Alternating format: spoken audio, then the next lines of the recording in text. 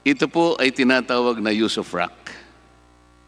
Paggamit ng isang pagmemera, ini-enjoy po niya yung gamit ng isang tao para sa kanyang kapakanan. Yun po yung use of rock. Bawal po kasi yun, kung re-reviewin po ninyo yung prangkisa ng Amcara, bawal po yung use of rock. Kung babasahin po nyo uli, re-reviewin po ninyo. Ang sabi nga po ni William Shakespeare, Mr. Karandang, a rose by any other name will still be a rose. Sabihin man ng ABS-CBN na ito ay black time, hindi po ganun na mangyayari. Ang turing po namin yon ay use of rock.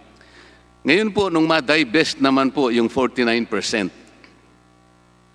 January 2019, tinatanong po kanina ni Congressman Boying, ito po kasi yung napakasalimutan